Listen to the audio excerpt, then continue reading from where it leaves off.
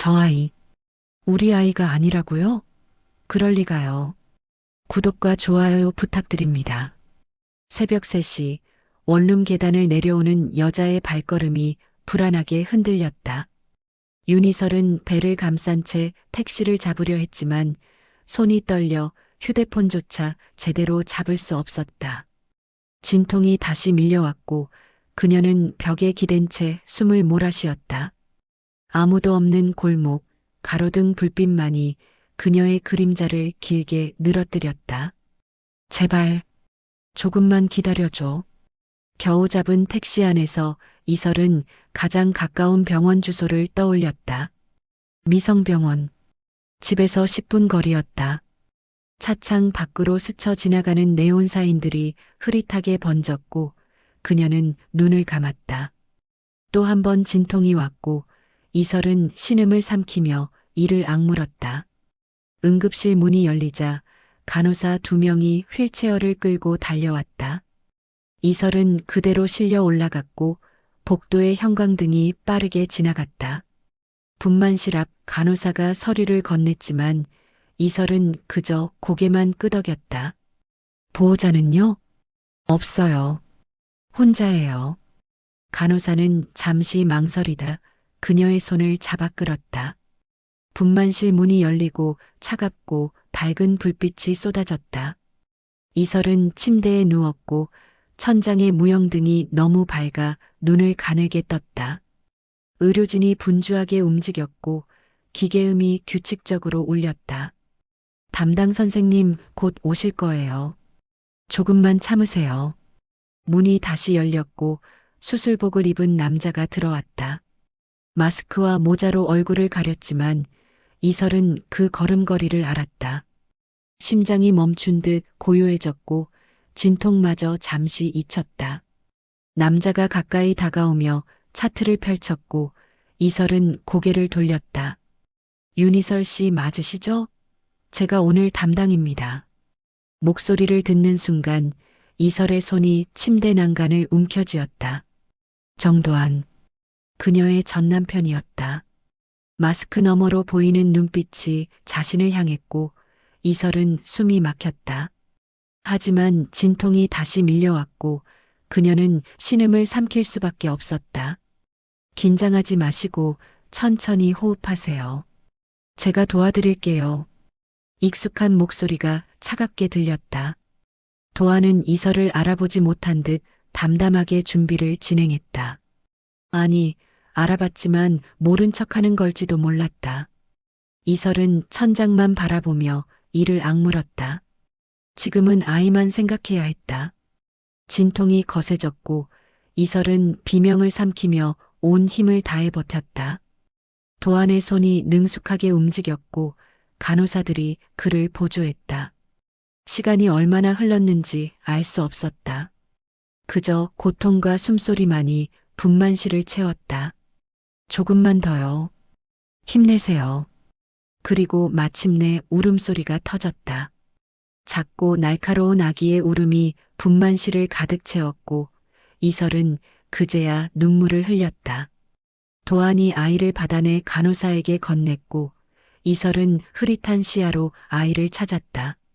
우리 아기, 괜찮아요? 건강한 남자아이예요. 축하드려요. 간호사가 깨끗이 닦아낸 아이를 이설의 품에 안겨줬다. 작고 따뜻한 무게가 가슴에 전해졌고 이설은 떨리는 손으로 아이를 감쌌다. 아이의 얼굴을 보는 순간 모든 고통이 사라지는 것 같았다. 도안은 차트를 작성하며 그녀를 바라봤다. 마스크 너머의 표정은 알 수 없었지만 시선이 오래 머물렀다. 이설은 눈을 피한 채 아이만 바라봤다. 보호자 연락처 적어주셔야 하는데요. 남편분은 어디 계세요? 질문이 날카롭게 꽂혔다. 이설은 아이를 더 꽉 안으며 고개를 저었다. 없어요. 그렇습니까? 도안의 손이 잠시 멈췄다. 그는 차트를 다시 들여다보며 무언가를 확인했다. 이설의 이름, 나이, 그리고 출산 예정일. 그의 눈빛이 미묘하게 흔들렸다. 이설은 회복실로 옮겨졌고 아이는 신생아실로 갔다. 창문 너머로 새벽빛이 스며들었고 복도는 고요했다. 이설은 천장을 바라보며 눈을 감았다. 도안을 다시 만날 줄은 몰랐다. 하필 이런 날, 이런 순간에. 한편 도안은 부원장실로 돌아와 차트를 펼쳐놓았다. 출산일을 계산기에 두드렸고 이혼 날짜를 떠올렸다. 1년 전 그가 일방적으로 통보한 이혼이었다. 만약 그때 이미 임신 초기였다면 설마 내 아이. 그는 고개를 저었다. 하지만 의심은 쉽게 사라지지 않았다. 사흘 뒤 퇴원 전날 오후였다. 이설은 신생아실 유리창 너머로 아이를 바라보고 있었다. 작은 손이 움직일 때마다 그녀의 입가에 미소가 번졌다. 그때 뒤에서 익숙한 목소리가 들렸다. 아기 정말 예쁘네요. 산모분이시죠? 수간호사 정아영이었다. 그녀는 차트를 들고 이설 옆에 섰다. 네, 제 아들이에요. 혈액형 검사 결과 나왔는데 RH 음성이네요. 희귀 혈액형이에요. 혹시 산모님도 같은 혈액형이세요? 이설은 고개를 끄덕였다. 하영은 차트를 다시 확인하며 작게 중얼거렸다. 부원장님이랑 같은 혈액형이네. 그 말에 이설의 등이 굳었다. 하영은 아무렇지 않게 차트를 덮으며 미소 지었다. 아, 그냥 혼잣말이에요. 희귀 혈액형이라 주의사항 좀 드릴게요. 하영이 사라진 뒤 이설은 유리창에 기댄 채 한숨을 내쉬었다. 하필 같은 혈액형이라니. 도안이 알게 되면 의심할까? 그녀는 불안한 마음에 아이를 한 번 더 바라봤다. 그날 밤 도안은 신생아실 기록을 다시 확인했다. 혈액형, 출생시간, 체중, 그리고 탯줄혈액 보관 신청서를 작성했다. 명목은 줄기세포 연구지만 그는 서류를 접으며 중얼거렸다. 진짜 이유는 따로 있지. 샘플 하나만 더 보관해 두겠습니다. 담당 간호사는 고개를 끄덕이며 샘플을 냉동고에 넣었다. 도안은 그 샘플을 유전자 검사기관에 은밀히 의뢰했다. 일주일이 흘렀다. 도안의 휴대폰에 메시지가 도착했다. 유전자 검사 결과였다. 그는 부원장실 문을 잠그고 파일을 열었다. 화면에 떠오른 문구 하나. 친자 일치 확률 99.99%. 도안의 손이 떨렸다. 그는 의자에 깊이 기대며 천장을 바라봤다. 믿을 수 없었지만 결과는 명확했다. 그녀가 내 아이를 낳았어.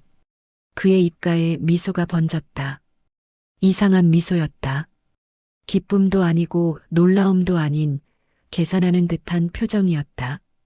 그는 휴대폰을 들어 번호를 눌렀다. 어머니, 지금 시간 괜찮으세요? 중요한 얘기가 있어서요. 한편 이설은 퇴원 수속을 마치고 아이를 안은 채 병원 로비를 나섰다. 봄바람이 불었고 그녀는 아이를 더 꽉 감쌌다. 이제 시작이었다. 혼자서 이 아이를 키워야 했다. 두렵지만 포기할 수 없었다. 엄마가 지켜줄게. 우리 잘할 수 있어.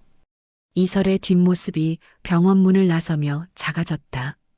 그녀는 몰랐다. 그 순간 부원장실에서 도안이 자신을 향한 계획을 세우고 있다는 것을. 계획의 시작. 도안은 출력한 검사 결과지를 봉투에 넣었다. 부원장실 창밖으로 봄비가 내렸고 그는 우산도 없이 주차장으로 향했다. 차 안에서 번호를 눌렀고 신호음이 3번 울린 뒤 익숙한 목소리가 들렸다. 도안아, 무슨 일이야? 어머니, 지금 집에 계세요? 당장 뵙고 싶은데. 갑자기 왜? 무슨 일 있어? 전화론 말씀드리기 그래서요. 금방 갈게요. 통화가 끊겼고 도안은 시동을 걸었다. 빗줄기가 앞유리를 두들겼지만 그의 표정은 담담했다. 아니, 묘하게 상기되어 있었다. 30분 뒤 윤명숙의 아파트 거실에서 두 사람이 마주 앉았다. 도안이 봉투를 테이블 위에 올려놓았고 명숙은 천천히 그것을 열었다. 서류를 훑어보던 그녀의 눈빛이 날카로워졌다. 친자 일치 확률 99.99%. 네. 윤희설이 제 아이를 낳았어요. 명숙은 잠시 말없이 서류를 응시했다. 그러다 천천히 미소를 지었다. 놀라움이 아니라 계산하는 표정이었다. 그럼 됐잖아. 오히려 잘 됐어. 잘 됐다뇨? 명숙은 도안의 약혼자 박미라를 생각하며 말을 꺼냈다. 미라 씨 불임 문제 때문에 고민이었잖니. 입양하자니 혈통이 불확실하고. 근데 이건 내 친자야. 완벽하잖아. 도안은 어머니를 바라봤다. 그녀의 눈빛엔 주저함이 없었다. 그 여자한테 접근해. 경제적으로 힘들 거야. 혼자 아이 키우는 게 얼마나 어려운데. 어떻게요? 도와주는 척해. 병원 프로그램이든 뭐든 명부는 얼마든지 만들 수 있잖아. 그러다 적당한 때 입양 동의만 받아내면 돼. 도안은 고개를 끄덕였다. 그의 손가락이 테이블을 가볍게 두드렸고 명숙은 커피잔을 들어 한 모금 마셨다. 미라 씨한테는 그냥 좋은 입양 루트를 찾았다고 해. 출처는 밝히지 말고. 알겠어요. 비가 그쳤고 창밖으로 희미한 햇살이 들어왔다. 명숙은 서류를 봉투에 다시 넣으며 만족스러운 표정을 지었다. 이틀 뒤 저녁, 도안은 미라를 만났다. 재단 근처 고급 레스토랑이었고 조명이 은은했다. 미라는 와인 잔을 돌리며 그를 기다렸다. 기다리셨죠? 늦어서 죄송해요. 괜찮아요. 무슨 좋은 소식이라도 있어요? 도안은 자리에 앉으며 미소를 지었다. 미라는 그의 표정에서 뭔가 달라진 걸 느꼈다. 입양권인데요. 좋은 루트를 찾았어요. 정말요? 네. 건강한 신생하고 제가 직접 출산 과정을 지켜봤어요. 확실합니다. 미라는 잠시 침묵했다. 와인 잔을 내려놓고 그를 똑바로 바라봤다. 출처가 확실한 거예요? 나중에 문제될 일은 없고요? 물론입니다. 법적으로도 문제 없어요. 친모 동의도 받을 수 있고요. 미라는 고개를 끄덕였지만 표정이 완전히 풀리진 않았다. 뭔가 미묘하게 걸리는 구석이 있었다. 하지만 그녀에겐 아이가 필요했다. 아버지 승인도 받아야 할 텐데. 함께 찾아뵙죠. 내일 시간 괜찮으세요? 그래요. 다음 날 오후 미성재단 본관 이사장실이었다. 넓은 책상 뒤에 박태준이 앉아 있었고 창밖으로 도시 전경이 펼쳐졌다. 도안과 미라가 나란히 앉자 태준은 서류를 펼쳤다. 입양 진행 승인을 요청한다고? 네, 이사장님. 준비가 다 되었습니다. 태준은 서류를 천천히 훑어보았다. 그의 눈빛은 냉정했고 감정이 읽히지 않았다. 출처는 확실한가? 나중에 스캔들 여지는 없고? 물론입니다. 제가 직접 확인했습니다. 법적 절차는 제 이름으로 진행할 거예요. 문제 없어요. 태주는 펜을 들어 서류에 사인했다. 승인 도장이 찍혔고 그는 서류를 밀어냈다. 좋아. 재단 이미지에 도움이 된다면 진행하게. 그는 미라를 보며 덧붙였다. 이 결혼은 재단의 미래야. 흠집 없이 마무리해라. 알겠습니다. 두 사람은 이사장실을 나왔고 복도는 고요했다.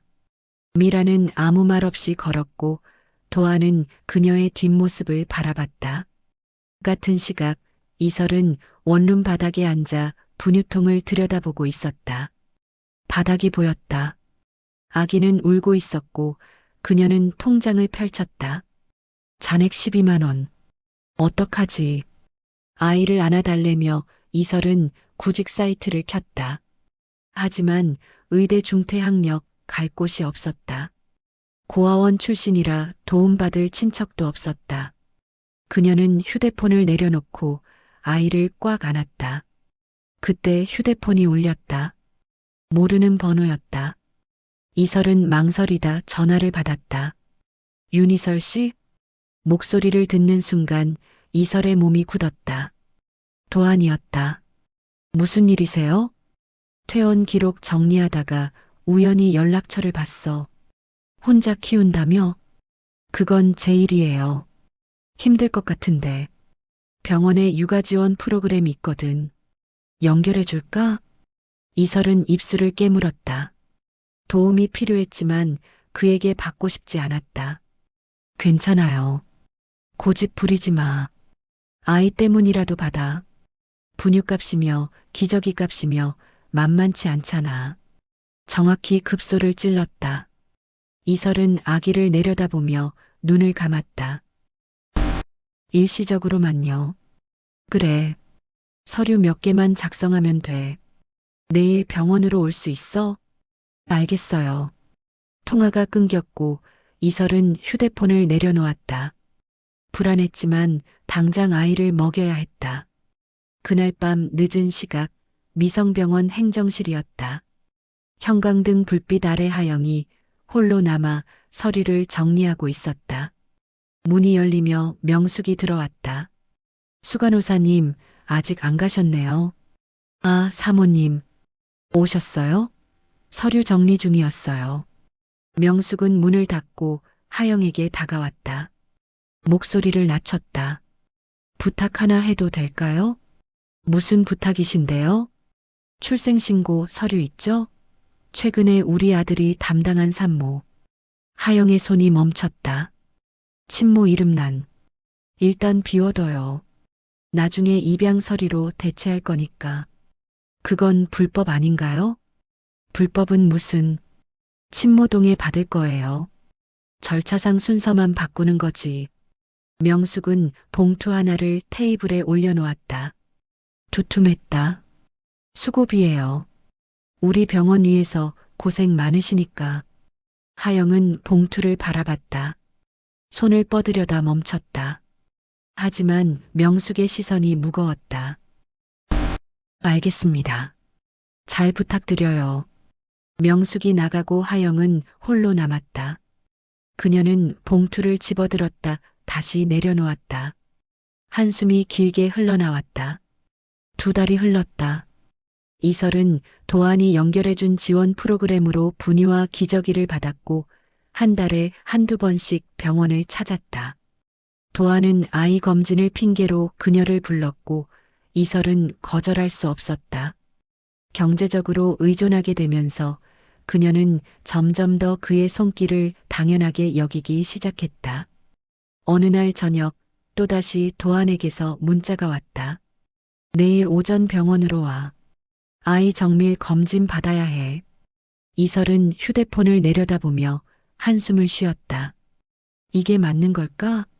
하지만 선택의 여지는 없었다. 다음 날 오전 10시 이설은 아이를 안고 미성병원 로비에 들어섰다. 자동문이 열리며 차가운 공기가 얼굴을 스쳤고 그녀는 아이를 더 꽉 감쌌다. 접수대 앞에는 이미 몇 명의 환자들이 줄을 서 있었다. 차례가 되어 창구 앞에 섰을 때 직원이 밝게 웃으며 물었다. 어서 오세요. 예약 확인할게요. 환자 성함이? 아기 검진이요. 윤희설 명의로 예약했어요. 직원이 키보드를 두드렸고 화면을 들여다봤다. 그러다 표정이 미묘하게 굳었다. 아, 신생아 검진이시군요. 그런데 법정 대리인 확인 좀 해야 할 것 같은데요. 법정 대리인? 제가 엄마인데요. 직원은 화면을 다시 확인하더니 당황한 표정을 지었다. 뭔가 이상했다. 잠시만요. 확인 좀 해볼게요. 이설은 불안한 마음에 창구를 바라봤다. 직원이 옆 동료에게 뭔가 속삭이며 화면을 가리켰다. 두 사람이 고개를 갸웃하더니 주임으로 보이는 여자를 불렀다. 무슨 문제라도 있나요? 산모님, 혹시 서류 가지고 오신 거 있으세요? 출생증명서나 주민등록 같은 거요? 아니요.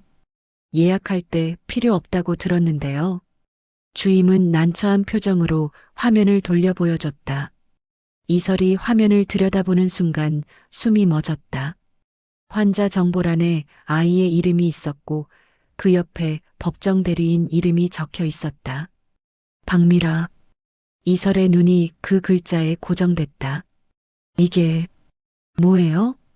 그게 저희 시스템상으로는 이렇게 나와 있어서요. 아니, 제가 엄마예요. 제가 낳았다고요. 목소리가 커졌고 대기실 사람들이 고개를 돌렸다. 이설은 손이 떨려 아이를 제대로 안기조차 힘들었다. 진정하세요. 일단 행정실에 가보시는 게 좋을 것 같아요. 서류 확인이 필요해요. 서류 확인은 무슨? 이건 분명 잘못된 거예요. 주임은 난처한 표정으로 손을 내밀었고 이설은 아이를 안은 채 행정실 방향으로 뛰었다. 복도가 길게 이어졌고 형광등 불빛이 차갑게 빛났다.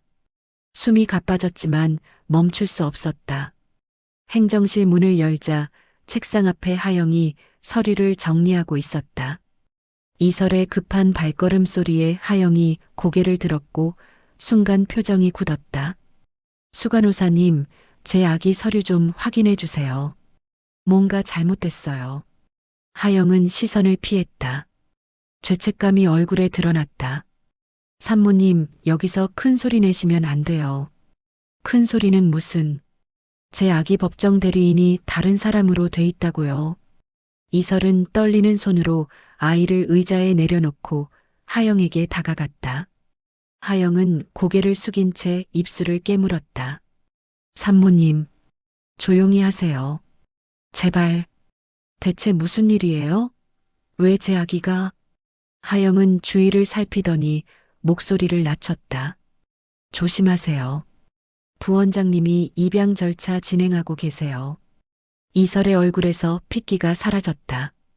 입양이라는 단어가 귓가에서 맴돌았다. 입양이요? 제 동의도 없이? 서류에 산모님 서명 있었어요. 임시 위탁 동의서요. 이설은 뒤로 비틀거렸다. 임시 위탁 동의서. 그 말에 기억이 번쩍 떠올랐다. 2달 전 도안이 건넨 서류 뭉치. 지원 프로그램 신청서니까 여기 사인만 하면 돼. 그때 서류를 제대로 읽어보지 않았다. 분유와 기저귀가 급했고 아이가 울고 있었다. 그저 믿었다. 그게 입양 동의서였다는 거예요? 하영은 대답하지 않았다. 침묵이 답이었다. 안 돼요. 절대 안 돼. 제 아이예요. 이설은 아이를 다시 안아들고 행정실을 나섰다. 복도가 빙글빙글 돌았고 다리가 풀렸지만 걸어야 했다. 로비로 향했지만 어디로 가야 할지 알 수 없었다. 벤치에 주저앉아 아이를 품에 안았다. 눈물이 흘러내렸고 아이가 보채기 시작했다. 지나가는 사람들이 힐끗 쳐다봤지만 이설은 신경 쓸 여유가 없었다. 어떡하지? 어떻게? 그때 누군가 앞에 멈춰섰다. 이설은 고개를 들었고 낯익은 얼굴이 보였다. 잠시 초점이 흐려지다가 선명해졌다. 이설이, 너 맞지? 강지훈이었다. 의대 시절 동아리에서 함께 의료기기를 연구했던 그였다. 손에 서류 가방을 들고 있는 걸 보니 일로 온 것 같았다. 지훈아. 야, 무슨 일이야? 왜 울고 있어? 지훈은 그녀 옆에 앉으며 걱정스러운 눈빛을 보냈다. 이설은 말을 꺼내려다 목이 메었다. 나, 큰일 났어. 무슨 큰일? 천천히 말해봐. 이설은 떨리는 목소리로 상황을 설명했다.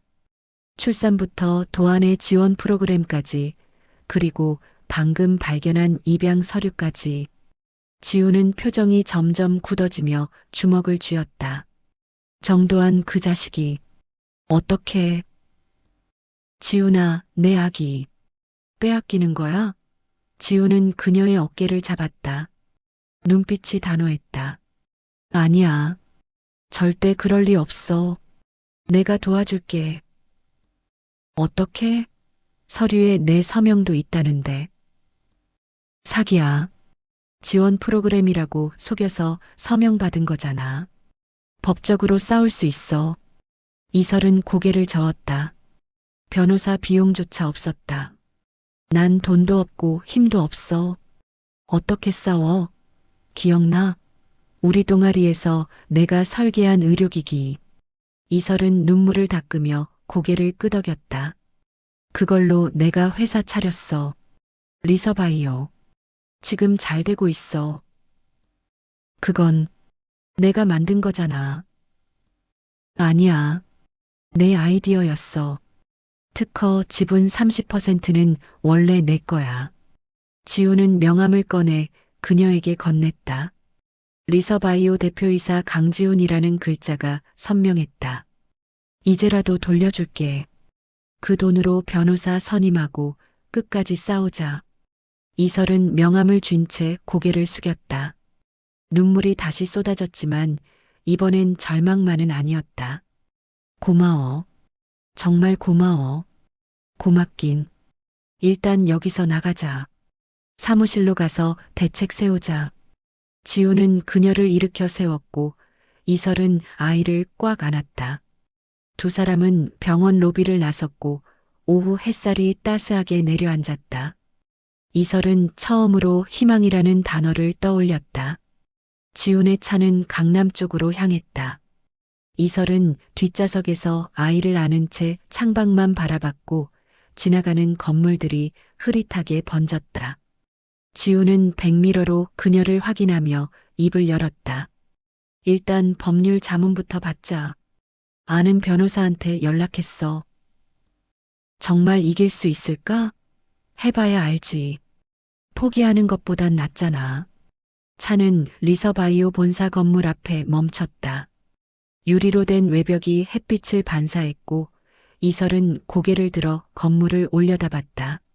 지훈이 차에서 내리며 손짓했다. 로비를 지나 엘리베이터를 타고 7층 버튼이 눌렸다. 문이 열리자 깔끔한 사무실이 펼쳐졌다. 직원 몇 명이 업무를 보고 있었고 지훈은 이설을 회의실로 안내했다. 여기 앉아. 변호사님 곧 오실 거야. 이설이 자리에 앉자 휴대폰이 또 울렸다. 화면에 뜬 이름은 정도환이었다. 벌써 5번째 전화였다. 지훈이 화면을 보더니 눈썹을 찌푸렸다. 또 그 자식이야? 병원 나온 뒤로 계속 전화해. 문자도 수십 통. 검진 제대로 못 받았으니 다시 오라고 걱정된다고. 뻔뻔하네. 어떻게 받아? 내 아기를 빼앗으려는 사람한테. 이설은 휴대폰을 뒤집어 놓았다. 진동이 계속됐지만 그녀는 외면했다. 회의실 문이 열리며 정장 차림의 중년 남자가 들어왔다. 서류 가방을 테이블에 내려놓고 악수를 청했다. 윤희설 씨 맞으시죠? 최준혁 변호사입니다. 네, 부탁드립니다. 최 변호사는 자리에 앉아 노트북을 펼쳤다. 지훈이 미리 정리한 자료를 화면에 띄었고 변호사는 천천히 내용을 읽었다. 임시 위탁 동의서에 산모님 서명이 있다는 게 문제네요. 그게 지원 프로그램 신청서인 줄 알았어요. 속은 거예요. 그 부분을 입증할 수 있다면 사기로 무효화할 수 있습니다. 하지만 증거가 필요해요. 이설은 고개를 떨어뜨렸다. 증거라니. 무엇을 어떻게 증명해야 할까? 당시 상황을 증명할 사람이나 녹음 같은 건 없어? 없어. 그냥 서류 건네받고 사인했어. 서명한 건 사실입니다. 하지만 상대방의 기망 행위를 입증하거나 절차상 하자를 찾으면 뒤집을 수 있어요. 변호사는 펜을 두드리며 덧붙였다. 병원 내부 기록이나 서류 흐름을 추적해 보는 게 좋겠습니다. 혹시 조작 흔적이 있다면 그게 결정적 증거가 될 거예요. 그건 제가 할 수 있어요. 지훈이 말했다. 납품업체로 전산 접근권 있거든요. 변호사는 고개를 끄덕이며 명함을 건넸다. 일단 소송 준비 들어가겠습니다. 착수금은 강 대표님이 처리하신다고 하셨죠? 네. 걱정 마세요. 변호사가 나가고 회의실엔 둘만 남았다. 이설은 손으로 얼굴을 감쌌고 지우는 자리에서 일어나 창밖을 바라봤다. 이설아, 잠깐만 기다려. 지우는 회의실을 나갔다가 봉투 하나를 들고 돌아왔다. 테이블 위에 올려놓았고 이설은 고개를 들었다. 내 목 정산이야. 특허하고 수익 배분 계산했어. 이설은 봉투를 열었고 통장이 나왔다. 잔액을 확인하는 순간 숨이 막혔다. 5억 원이 넘는 금액이었다. 이게 진짜야? 당연하지. 원래 내 거야. 그때 내가 중퇴 안 했으면 같이 창업했을 거 아니야? 이설의 눈에 눈물이 고였다. 지우는 그녀의 어깨를 툭 쳤다. 울지 마. 이제 싸울 수 있잖아. 고마워, 지훈아. 정말 고맙긴. 이제부터 시작이야. 일단 병원 전산부터 뒤져볼게. 같은 시각 미성병원 부원장실이었다. 도하는 휴대폰을 내려다보며 미간을 찌푸렸다. 이설에게 전화를 걸었지만 받지 않았다. 문자 답장도 없었다. 왜 연락을 안 받는 거야? 노크 소리가 들리고 미라가 문을 열고 들어왔다. 도하는 휴대폰을 책상에 놓으며 미소를 지었다. 바쁘신가요? 아니요. 앉아요, 미라 씨. 미라가 자리에 앉아 도하는 서류철을 펼쳐 보여줬다. 입양 최종 승인서였다. 절차가 거의 끝났어요. 다음 주면 데려올 수 있어요. 사진이라도 볼 수 있을까요? 당연하죠. 도하는 휴대폰을 꺼내 갤러리를 열었다. 아기 사진 몇 장을 미라에게 보여줬고 그녀는 화면을 확대해 들여다봤다. 작고 둥근 얼굴, 감은 눈, 작은 주먹. 정말 예쁘네요. 하지만 뭔가 이상했다. 아이의 눈매가 낯익었다. 미라는 화면을 더 확대해 아이의 얼굴을 자세히 봤다. 이 아이, 눈이 도한 씨랑 비슷한 것 같은데요. 도한의 손이 순간 멈췄다. 하지만 곧 웃음을 지었다. 그럴 리가요. 신생아들은 다 비슷해 보이는 거예요. 그런가요? 미라는 휴대폰을 돌려줬지만 의심은 쉽게 사라지지 않았다. 도하는 그녀의 손을 잡았다. 우리 아들이에요. 이제 미라는 대답하지 않았다. 책상 위에 놓인 도한의 휴대폰 화면이 켜졌고 윤희설이라는 이름이 떴다. 미라의 눈빛이 흔들렸다. 윤희설? 아, 전에 담당했던 산모예요. 검진 관련해서 확인할 게 있어서요. 도하는 휴대폰을 뒤집어 놓으며 화제를 돌렸다. 미라는 더 묻지 않았지만 가슴속에 불안이 자리 잡았다. 그날 저녁 8시 병원 행정실에 명숙이 들어왔다. 하영은 야근 중이었고 서류를 정리하고 있었다. 수간호사님, 아직도 일하세요? 아, 사모님. 오셨어요? 네, 정리할 게 좀 있어서요. 명숙은 문을 닫고 하영 앞에 섰다. 미소는 사라지고 날카로운 눈빛만 남았다. 입양 서류 완벽하게 마무리됐죠? 네, 다 처리했습니다. 혹시 그 여자 다시 왔었어요? 윤희설. 하영은 고개를 끄덕였다. 오전에 왔었는데 아무 말도 안 했어요. 잘했어요. 앞으로도 아무 말하지 마세요. 이건 우리 병원을 위한 거니까. 명숙이 나가고 하영은 혼자 남았다.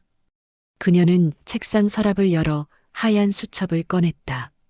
수첩을 펼치자 명숙의 지시 내용이 빼곡히 적혀 있었다. 친모 이름난 공백 처리, 입양 서류 소급 작성, 출생신고 날짜 조정 모두 그녀가 직접 기록한 것들이었다. 하영은 수첩을 쥔 채 한숨을 내쉬었다. 이게 맞는 걸까? 양심이 무거웠지만 두려움은 더 컸다.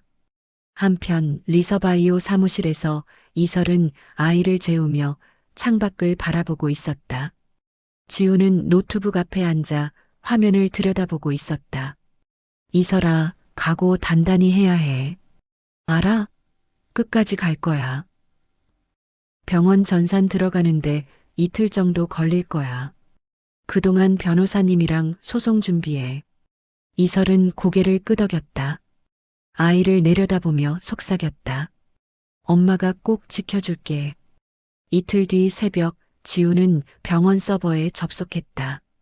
납품업체 계정으로 로그인하자 내부 문서 시스템이 열렸다.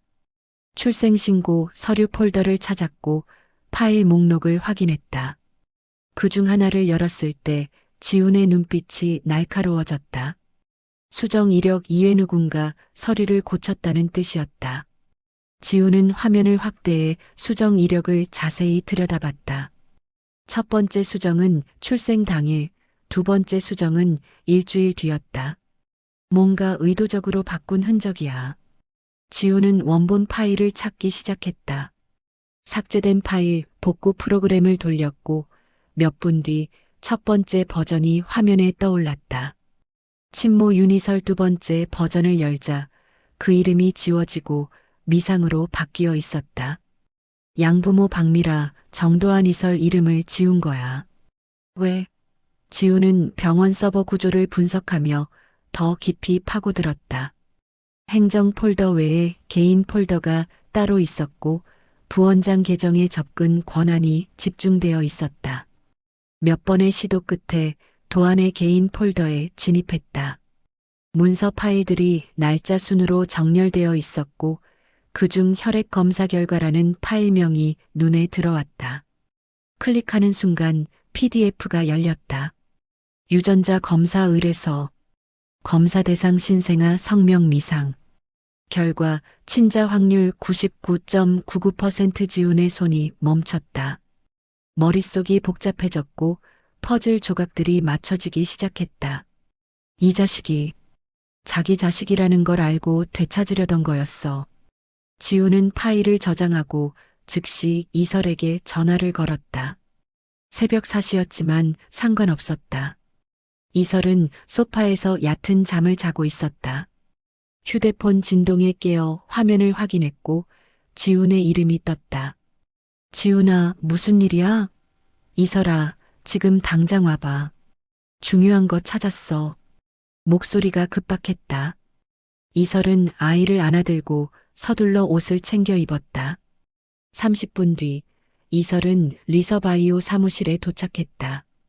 지우는 회의실에서 노트북 앞에 앉아 기다리고 있었고 그녀를 보자 손짓했다. 이거 봐. 지우는 화면을 돌렸고 이설은 의자를 끌어당겨 앉았다. 친자 검사 결과지가 화면에 떠 있었다. 이게 뭐야? 또한 그 자식 개인 폴더에서 찾은 거야. 내 아이 유전자 검사 결과야. 이설은 화면을 읽으며 얼굴이 창백해졌다. 친자 확률 99.99% 그 의미를 이해하는 순간 온몸이 떨렸다. 도안이 자기 아들인 걸 알았다는 거야? 처음부터 알았어. 그래서 입양 서류를 조작한 거야. 이설은 주먹을 쥐었다. 분노가 치밀어 올랐다. 약혼녀가 불임이라고 들었는데. 그래서 내 아이를 훔쳐가려는 거야. 자기 피를 이어받은 아이가 필요했던 거지. 그럼 약혼녀는 알까? 그 아이가 도안의 친자라는 걸 모를 거야. 그녀도 속은 거야. 이설은 화면을 응시했다. 검사 날짜는 출생 사흘 뒤였다. 그때 이미 모든 게 계획된 것이었어. 이걸로 고소할 수 있어? 당연하지. 사기에다 문서 위조까지. 변호사님한테 바로 보낼게. 지훈이 파일을 첨부해 메일을 보내는 동안 이설은 아이를 안은 채 창밖을 바라봤다. 동이 트고 있었다. 같은 시각 명숙의 아파트였다. 도안이 일찍 찾아왔고 거실 소파에 나란히 앉았다. 이렇게 일찍은 또 처음인데. 어머니, 기자회견 준비 시작해야 할 것 같아요. 기자회견? 감동적인 입양 스토리로 재단 이미지 올릴 수 있잖아요. 미라 씨 아버지도 좋아하실 거고.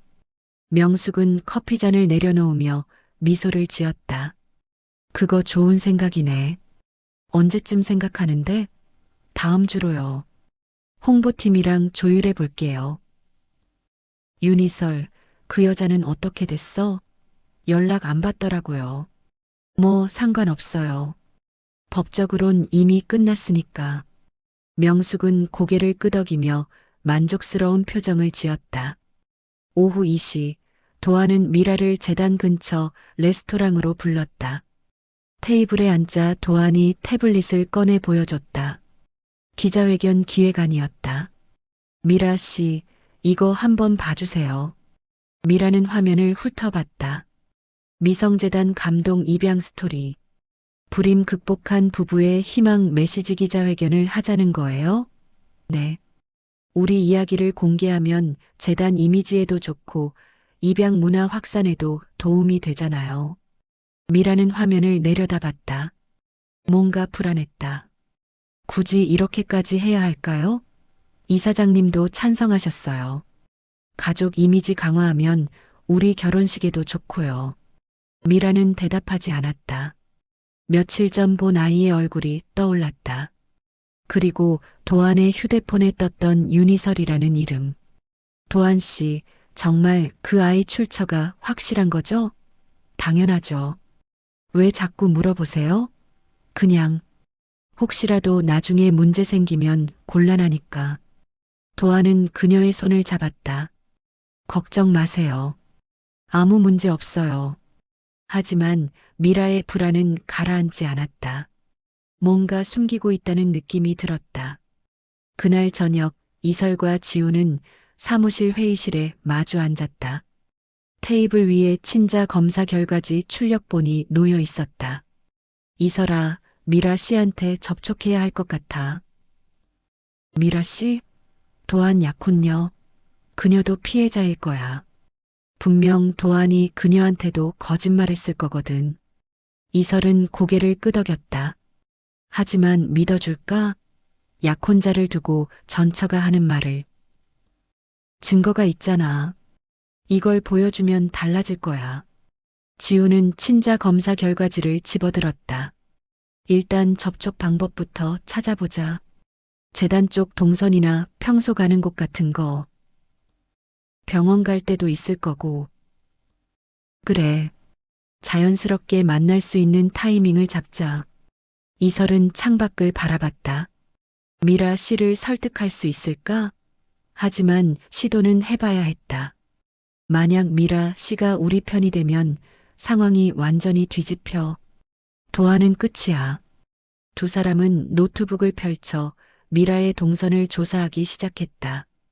재단 홈페이지에 그녀의 일정이 일부 공개되어 있었다. 다음 주 화요일 재단 자선 행사 참석 예정역이다. 이날 접촉하자. 알겠어. 이설은 결심한 표정으로 고개를 끄덕였다. 이제 반격의 시간이었다.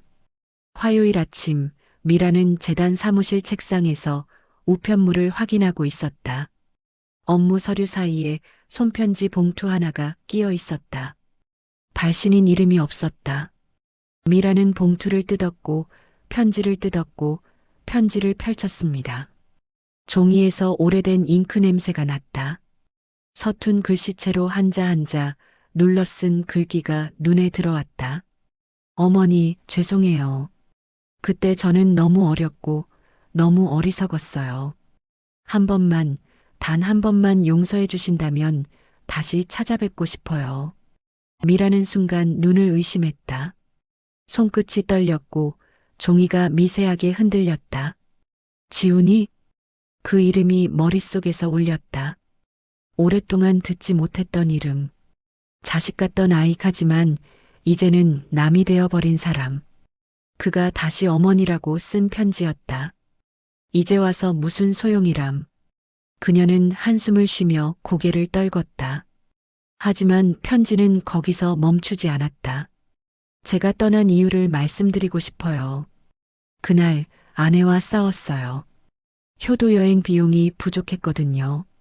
저는 부모님 모시고 가자고 했는데 아내가 그러더라고요. 비행기 값이 너무 비싸요. 우리 둘이라도 다녀와요. 그 말을 들은 순간 마음이 무너졌어요. 미라의 눈가에 눈물이 번졌다. 그녀는 편지를 꼭 쥔 채 창가로 걸어갔다. 비가 추적추적 내리고 있었다. 창밖의 회색 하늘이 마치 오래된 기억을 비추는 듯 했다. 그날 저는 어머니께 전화도 드리지 못했어요. 부끄러웠어요.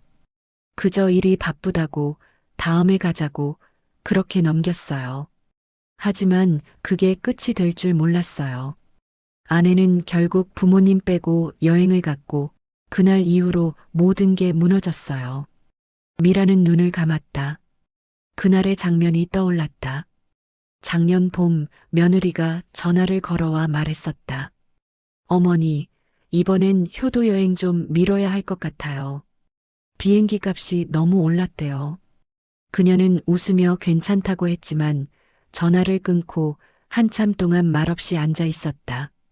그런데 그 다음 주 지인의 SNS에 올라온 사진 한 장. 아들과 며느리 그리고 친구들이 함께 찍은 여행 사진이었다. 하늘빛 바다를 배경으로 활짝 웃고 있던 두 사람. 그날 미라의 마음은 완전히 무너졌다. 그걸 몰랐다고? 그녀는 중얼거렸다. 지훈아, 내가 정말 몰랐던 거니? 편지의 마지막 문장이 눈에 들어왔다. 어머니, 저는 모든 걸 잃었어요. 아내도 떠났고 회사에서도 잘렸어요. 이제야 알겠어요. 제가 지켜야 할 게 무엇이었는지. 혹시 용서해 주신다면 다시 찾아뵙겠어요. 도연 올림. 미라는 손끝으로 종이를 쓸어내렸다. 잉크가 번져 손끝이 검게 물들었다. 눈물이 떨어졌는지도 몰랐다. 그녀는 조용히 속삭였다. 이제 와서 무슨 소리냐, 그래도 와라. 한 번은 와야지. 그녀는 서랍을 열어 낡은 사진 한 장을 꺼냈다.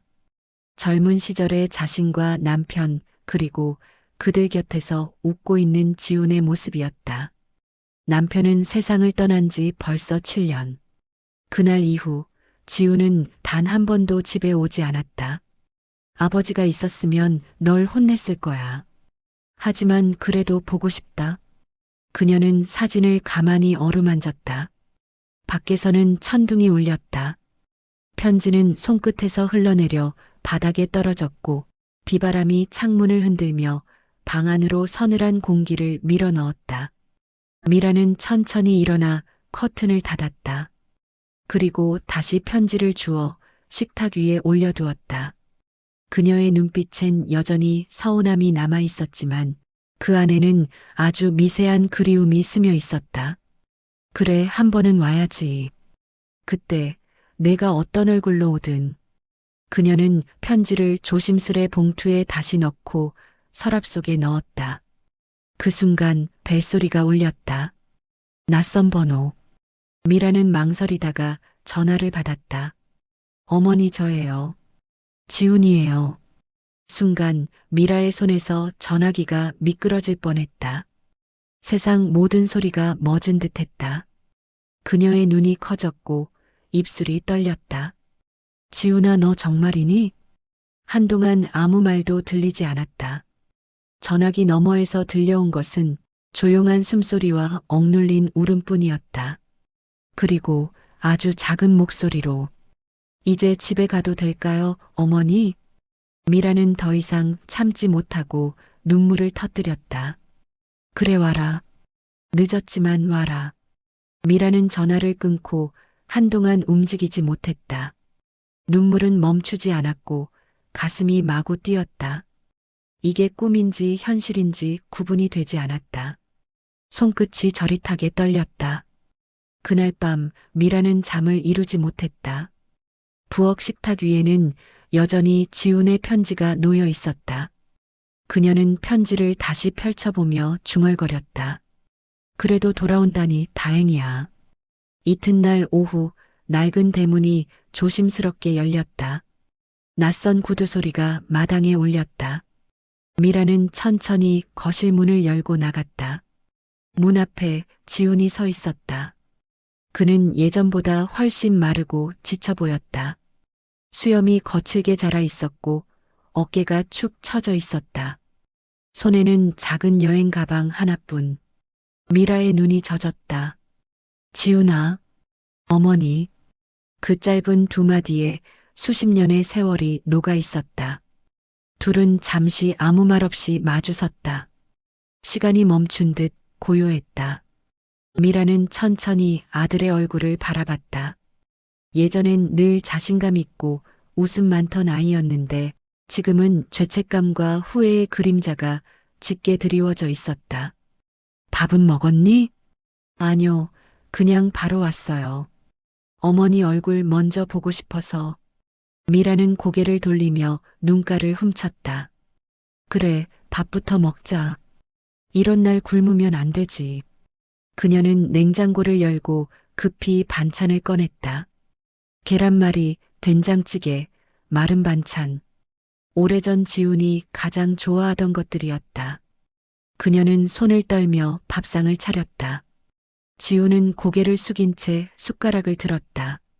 어머니, 저 많이 늦었죠. 그래도 왔잖아. 그걸로 됐어. 그녀의 목소리는 떨렸지만 따뜻했다. 그러나 그 순간 초인종 소리가 울렸다. 띵동. 미라와 지훈이 동시에 고개를 들었다. 지훈의 표정이 굳었다. 미라는 의아한 얼굴로 문 쪽을 향했다. 누구세요? 문 너머에서 익숙한 목소리가 들렸다. 어머니 저예요. 저 수진이에요. 순간 공기가 얼어붙었다. 수진. 며느리의 이름이었다. 미라는 천천히 지훈을 바라봤다. 지훈은 고개를 숙이며 아무 말도 하지 않았다. 그녀는 잠시 망설이다가 문을 열었다. 수진은 가지런히 정돈된 옷차림으로 서 있었다. 손에는 흰 봉투 하나가 들려 있었다. 어머니, 갑자기 찾아뵈어서 죄송해요. 지훈이 온다고 해서 같이 인사드리러 왔어요. 그녀의 말투는 공손했지만 눈빛에는 미묘한 불안과 계산이 엿보였다. 미라는 그걸 느꼈다. 그래, 들어오거라. 세 사람은 식탁에 마주 앉았다.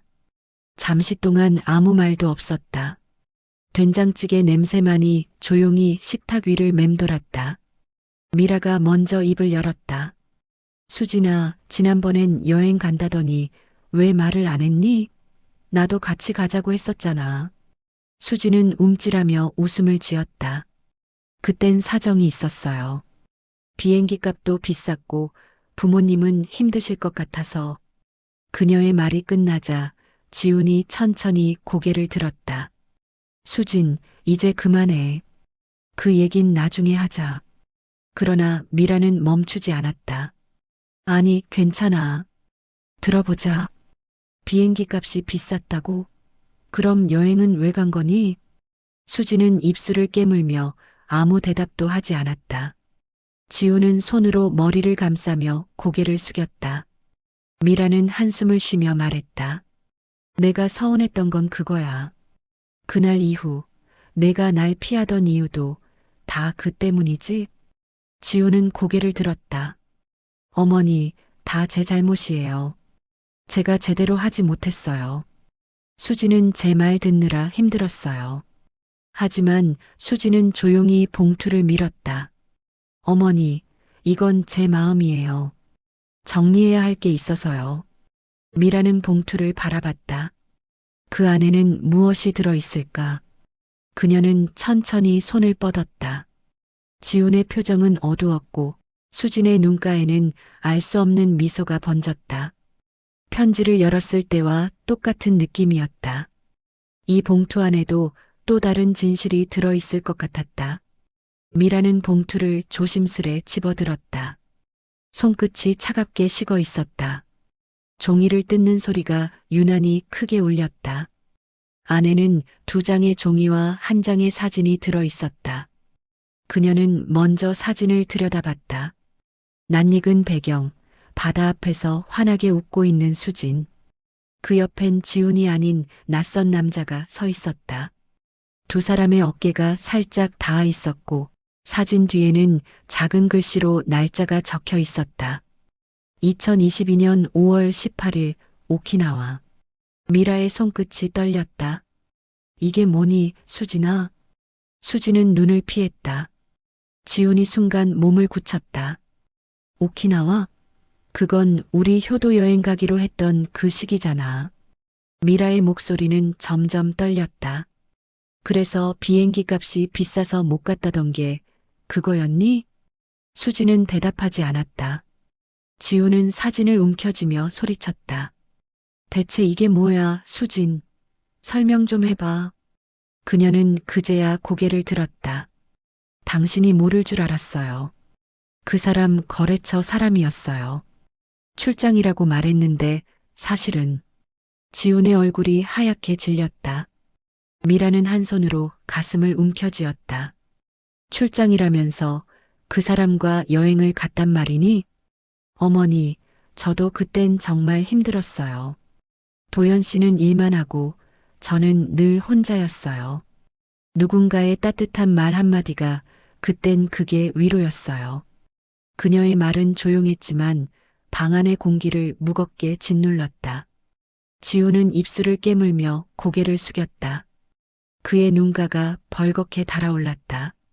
그래서 그때 나한테 그렇게 말했던 거야? 뭐? 비행기 값이 비싸서 부모님 모시고 못 간다고. 그게 전부 거짓말이었잖아. 수지는 아무 말도 하지 않았다. 미라는 두 사람을 번갈아 바라봤다. 그녀의 눈빛엔 실망과 분노, 그리고 슬픔이 얽혀 있었다. 그럼 이 봉투는 뭐하러 들고 온 거니? 그녀의 목소리는 낮고 단호했다. 수지는 봉투 속 종이를 은주 쪽으로 밀었다. 이혼 서류예요. 도연 씨가 사인만 하면 끝나요. 지훈이 자리에서 벌떡 일어났다. 뭐라고? 지금 이 타이밍에 그걸 가져온다고? 수지는 담담하게 말했다. 정리할 건 해야죠. 저도 이제는 도연 씨 곁에 있을 이유가 없어요. 미라는 손으로 이마를 짚었다. 이런 게 정리니 사람 인연이 이렇게 허무한 거니. 지훈은 숨을 고르며 겨우 말을 이었다. 어머니, 죄송해요. 다 제 잘못이에요. 제가 제대로 못해서 이런 일까지. 그러나 미라는 그를 막았다. 아니야. 잘못은 내가 아니라 사람의 마음이야. 변한 건 내가 아니라 믿음이었지. 방 안은 정적에 잠겼다. 한참 후 수진이 자리에서 일어났다. 이건 제 마지막 예의예요. 도장은 천천히 찍으세요. 그녀는 문을 향해 걸어갔다. 지훈이 따라 나서려 했지만 미라가 그의 팔을 붙잡았다. 그만 가게 둬. 붙잡는다고 달라질 게 없단다. 문이 닫히는 소리와 함께 집안은 완전히 고요해졌다. 미라는 천천히 의자에 앉았다. 지훈은 고개를 숙인 채 아무 말도 하지 않았다. 지훈아, 내 어머니. 사람은 돈으로 사는 게 아니야. 믿음이 없으면 그 어떤 사랑도 버틸 수가 없단다. 지훈은 눈을 감았다. 그 한마디가 칼처럼 가슴에 박혔다. 그날 밤 미라는 방 안불을 끄지 못한 채 지훈의 방 앞에 조용히 서 있었다. 문틈 사이로 보이는 아들의 어깨가 작게 들썩이고 있었다. 그녀는 조용히 속삭였다. 그래도 괜찮다, 지훈아. 사람이니까 실수도 하고 다쳐도 괜찮아. 이제부터 다시 살아보자. 밤이 깊었다.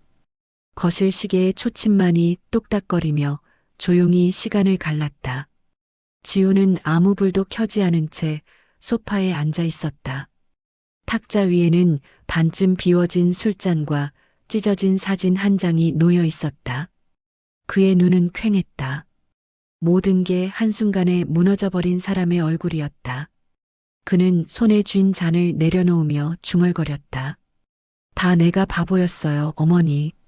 그 순간 부엌에서 조용히 걸어 나오는 미라의 발소리가 들렸다. 그녀는 조용히 옆에 앉아 아들의 어깨에 담요를 덮어주었다. 이제 좀 자라, 지훈아. 잠이 안 와요. 눈을 감으면 자꾸 그날이 떠올라요. 미라는 한참 동안 아무 말도 하지 않았다. 그저 아들의 손등을 천천히 어루만졌다.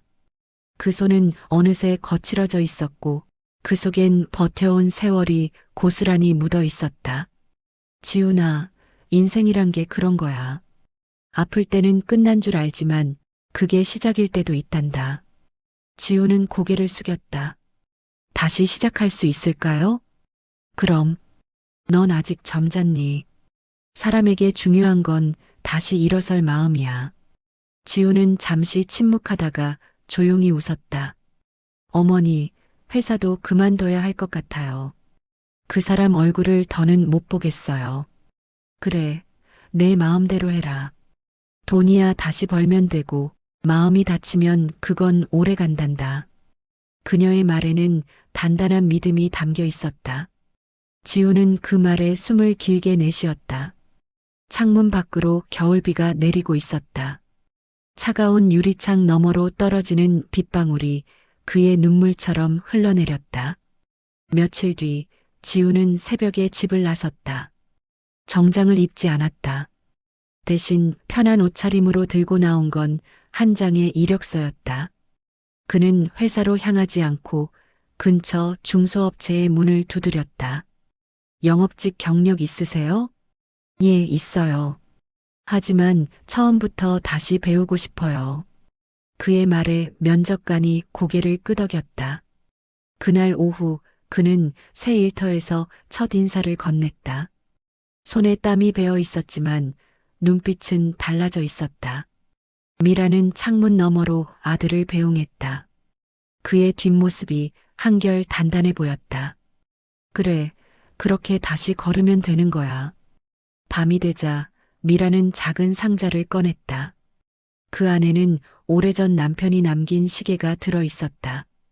그녀는 그 시계를 꺼내며 혼잣말을 했다.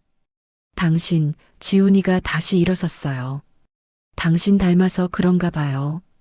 그녀는 천천히 웃었다. 그 웃음 속엔 슬픔도 안도도 섞여 있었다. 며칠 후 지우는 퇴근길에 작은 꽃집 앞에서 걸음을 멈췄다. 그는 조심스레 국화 한 송이를 골랐다. 집에 돌아오자마자 어머니에게 내밀었다. 이건 어머니한테요. 그동안 많이 힘들게 해서 죄송했어요. 미라는 그 꽃을 받으며 눈가가 젖었다. 이게 뭐라고 이렇게 고맙니까? 이제부터는 어머니가 웃는 얼굴만 보고 싶어요. 나도 다시 웃을 거고요. 그날 밤 오랜만에 집안에 웃음소리가 났다. 그 웃음은 조용했지만 오랜 슬픔을 씻어내기에 충분했다. 그리고 미라는 느꼈다. 무너진 자리에서 다시 피어나는 건 언제나 가족의 마음이라는 걸. 봄비가 내리고 있었다. 지우는 우산을 접으며 작은 카페 안으로 들어섰다. 그의 얼굴엔 이제 예전의 불안한 그림자가 사라져 있었다. 시간은 그에게 상처 대신 단단함을 남겨주었다. 손님 커피는 그대로 드릴까요? 블랙으로? 점원이 물었고 지우는 고개를 끄덕였다. 네, 블랙으로 주세요. 그는 여전히 혼자였지만 더는 외로워 보이지 않았다. 새로운 일터에서 인정받으며 어머니와 단둘이 지내는 삶에 익숙해져 있었다. 때로는 그 시절의 상처가 떠올랐지만 이제는 그것마저 삶의 일부로 받아들이고 있었다. 그때였다. 문이 열리고 낯익은 목소리가 들렸다. 따뜻한 라떼 하나 주세요. 지우는 고개를 들었다. 그녀였다. 수진. 시간이 흘렀지만 한눈에 알아볼 수 있었다. 그녀의 머리는 예전보다 짧았고 표정은 어딘가 지쳐 보였다. 잠시 눈이 마주쳤다. 둘 다 아무 말도 하지 않았다. 공기마저 멈춘 듯한 순간이었다. 수진이 먼저 시선을 돌렸다. 하지만 이내 다시 그를 바라보며 조심스레 다가왔다. 도연 씨 오랜만이에요. 그러게요. 많이 변했네요. 그 말에 수진은 쓸쓸히 웃었다. 그쪽도요. 예전보다 훨씬 단단해진 얼굴이에요. 둘은 마주 앉았다. 테이블 위로 떨어지는 빗방울 소리가 유리창을 타고 흘렀다. 그 소리는 마치 지나간 세월의 잔향처럼 부드럽게 흔들렸다. 그날 이후로 미안했어요. 수진이 먼저 입을 열었다. 그때는 제가 너무 어렸고 현실이 무서웠어요. 부모님께 상처 준 것도 알아요. 지우는 잠시 눈을 감았다. 그 시절의 장면들이 떠올랐다. 눈물, 고함, 그리고 싸늘했던 마지막 말. 하지만 지금 그는 화가 나지 않았다. 이제 괜찮아요. 정말요? 네. 그땐 저도 제 자신을 지키느라 바빴어요.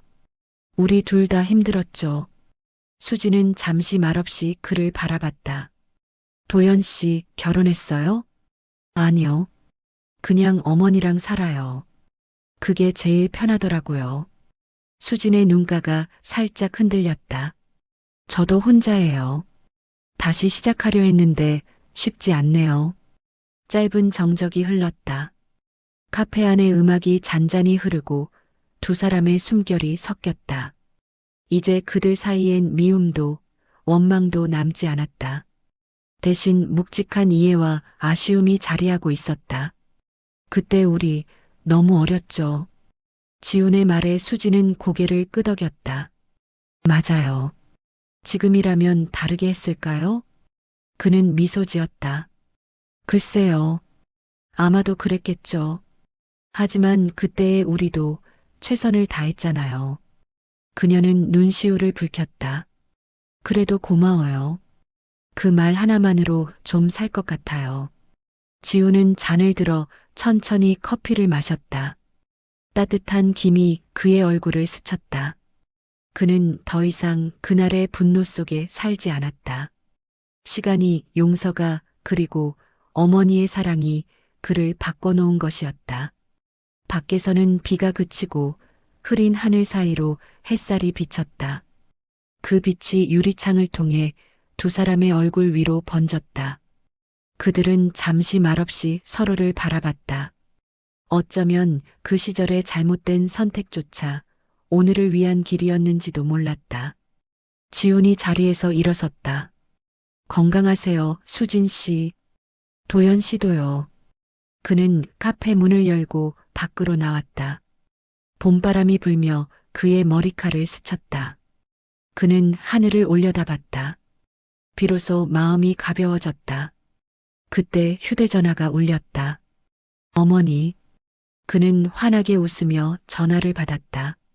예, 어머니. 금방 들어가요. 국 끓여놨어요? 저 멀리서 햇살이 길게 비쳤다. 그 길 위로 지훈의 그림자가 천천히 멀어져 갔다. 이제 그는 과거를 뒤로하고 다시 자신의 삶을 걸어가고 있었다. 저녁 햇살이 붉게 물들고 있었다.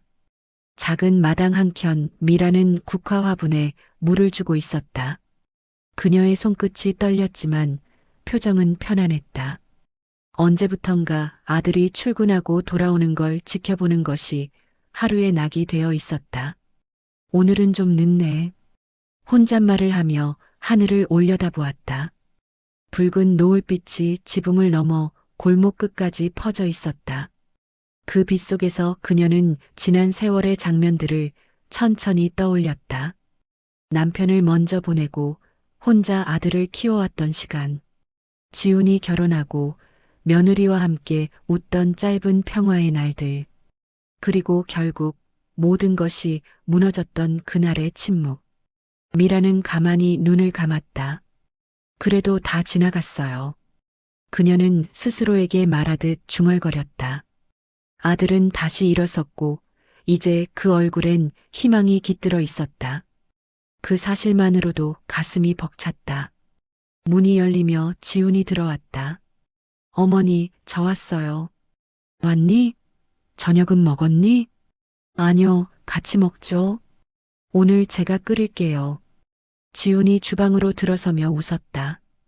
그 웃음은 예전보다 한결 부드러웠다. 어머니, 요즘 건강검진 다시 받아보셔야겠어요. 자꾸 피곤하다 하시잖아요. 괜찮다니까. 나이 들면 다 그런 거야. 하지만 지우는 여전히 걱정스러운 눈빛이었다. 그녀의 손이 자주 떨리고 숨소리가 예전보다 가빠져 있었다. 그래도 이번 주에 병원 가요. 제가 같이 갈게요. 미라는 대답 대신 미소를 지었다.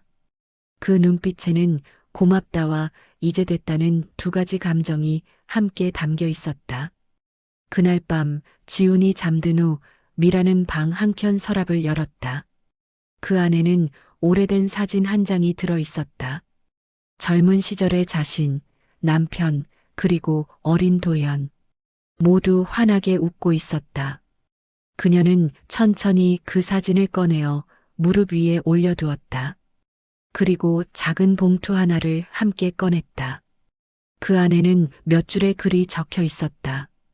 지훈아, 세상에서 제일 고마운 건 내가 나의 아들이었다는 거야. 내가 울고 웃던 날들이 내 인생의 전부였다. 혹시 내가 먼저 가더라도 너무 슬퍼하지 말아라. 내가 웃는 모습으로 살아주는 게 그게 엄마의 마지막 소원이다. 그녀는 편지를 고이 접어 다시 봉투에 넣었다. 그리고 창가에 놓인 국화 옆에 살며시 올려두었다. 바람이 불어 커튼이 흔들렸고 달빛이 그 위로 부드럽게 내려앉았다. 잠시 후 방문이 열렸다. 어머니, 아직 안 주무셨어요? 지훈이 졸린 눈으로 들어왔다. 이제 자려고 했어. 너도 어서 들어가 쉬어라. 네, 내일 아침엔 제가 밥 해드릴게요. 미라는 고개를 끄덕였다. 그래, 이제 내가 아닌 내가 챙겨주는구나. 그 말에 지우는 웃으며 대답했다. 이제 제 차례죠. 그녀는 미소를 지었다.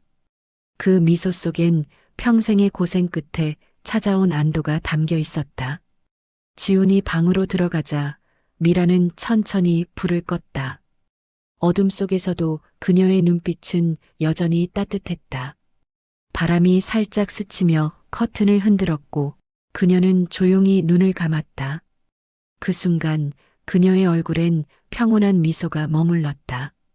오랜 세월의 고통도 억울함도 이제는 모두 흘러간 일이었다.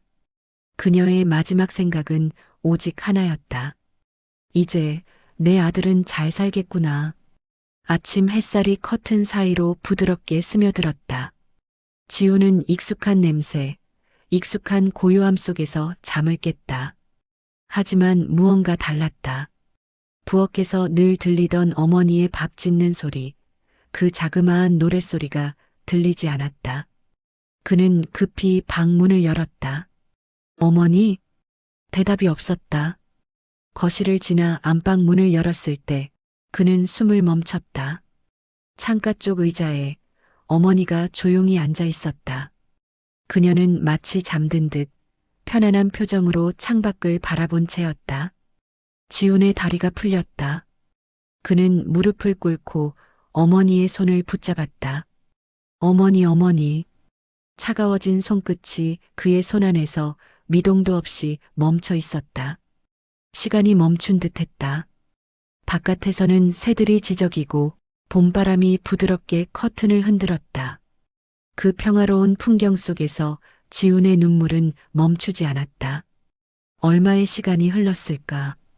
지훈은 무언가 이상한 걸 발견했다. 창가의 국화 옆 작은 봉투 하나가 놓여 있었다. 거기엔 그의 이름이 정성스럽게 적혀 있었다. 지훈에게.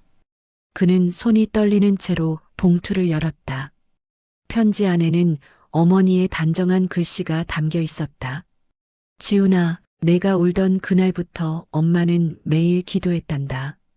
부디 너의 삶이 다시 빛을 찾길, 그리고 그 빛 속에 내가 조금이라도 기억되길. 엄마는 더 이상 미안하지 않다. 이제 너를 자랑스럽게 떠나고 싶구나. 지우는 편지를 쥔 채 울음을 삼켰다. 어머니, 왜 이렇게 조용히 가셨어요? 목이 메어더는 말을 잇지 못했다.